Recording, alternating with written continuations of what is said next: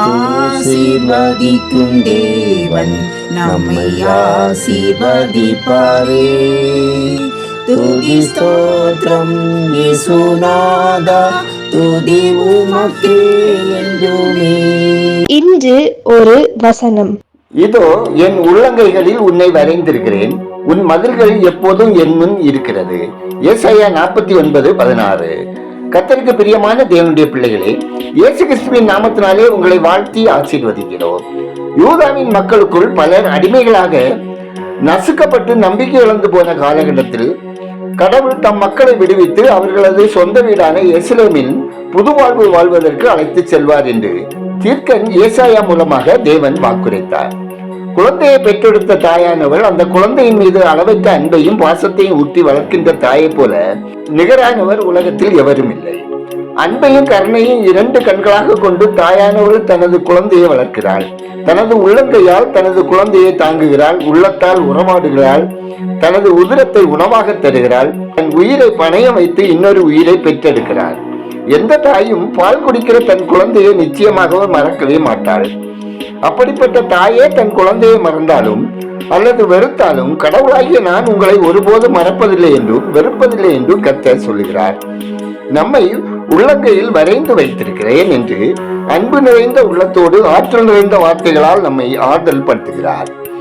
பிரச்சனைகளால் பல்வேறு சிக்கல்களால் கசப்புடன் வாழ்பவர்களுக்கு உங்களை நான் மறக்கவில்லை, உங்களை என் உள்ளங்கையில் வரைந்து வைத்திருக்கிறேன், உங்கள் மேல் நான் அன்பாய் இருக்கிறேன், என் வார்த்தைகளால் நான் உங்களை ஆற்றி தேற்றுகிறேன் என்கிறார்.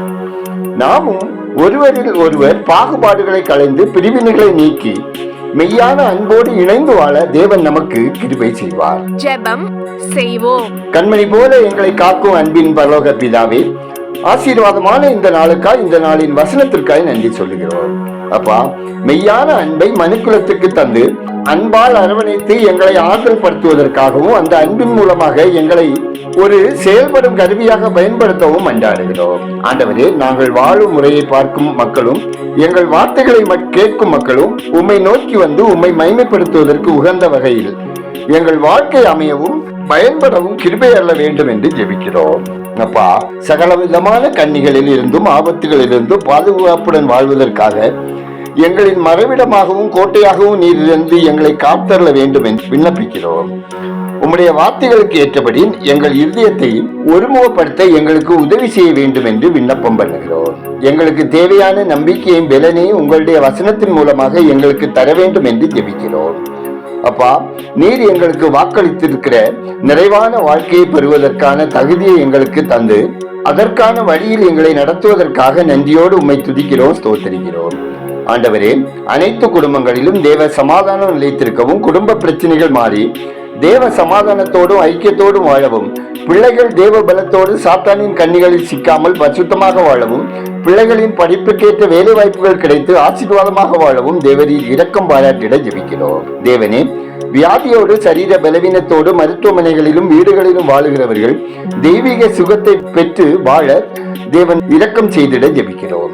ஆண்டவரே, திருமணத்திற்காக காத்திருக்கும் வாலிப பிள்ளைகளுக்கு ஏற்ற வாழ்க்கை துணை கிடைக்கும்படியும், நெடுநாளாய் குழந்தை இல்லாமல் இருக்கும் தேவ பிள்ளைகளுக்கு தேவன் அற்புதம் செய்யும்படியாகவும், கர்ப்பஸ்திரிகளுக்கு ஏற்ற நேரத்தில் ஆரோக்கியமான பிள்ளை பேர் உண்டாகவும் ஜெபிக்கிறோம். கர்த்தாவே, ஒவ்வொருவரின் வேலை, தொழில், வியாபாரம், விவசாயம் ஆசீர்வதிக்கப்படவும், வேலை இழந்தவர்களுக்கு ஏற்ற வேலை வாய்ப்புகள் கிடைத்திடவும் ஜெபிக்கிறோம். கர்த்தாவே, தேவ பிரசன்னத்தினால் தேசம் முழுமையாக சுதந்திரிக்கப்படவும், மக்கள் இரட்சகரை அறியும் அறிவில் வளரவும், ஐக்கியத்தை கெடுக்கிற தீய சக்தியின் கிரியைகள் அழிக்கப்படவும், தேசத்தின் ஆளுமை பொறுப்பில் இருக்கிற அனைவரும் ரட்சிக்கப்படவும், கர்த்தருக்கு சாட்சியாய் வாழவும், தங்கள் கடமைகளில் உண்மையாய் நேர்மையாய் செயல்படவும் தேவன் வழிநடத்திட ஜெபிக்கிறோம்.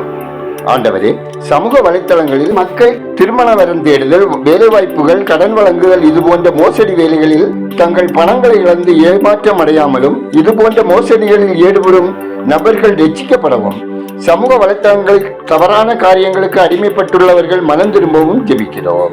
ஆண்டவரே, கஞ்சா, புகையிலை, மதுபானம் போன்ற பழக்கத்தை விட முடியாமல் அடிமைப்பட்டிருக்கும் ஒவ்வொருவரின் விடுதலைக்காகவும், படிக்கும் நாட்களில் அடிமையாகி விடுகிற மாணவர்கள் விடுதலை அடையவும், அவர்கள் எதிர்காலம் ஆசீர்வாதமாக அமையவும் தேவரீர் தயவு செய்தல்ல ஜெபிக்கிறோம். கர்த்தாவே, நற்செய்தி பணி செய்கிற மிஷனரிகளையும் அவர்தம் குடும்பங்களையும் ஸ்தாபனங்களையும் பொறுப்பாளர்களையும் உற்சாகத்துடன் தாங்கி வருகிற குடும்பங்களையும் கர்த்தர் ஆசீர்வதித்திட ஜெபிக்கிறோம்.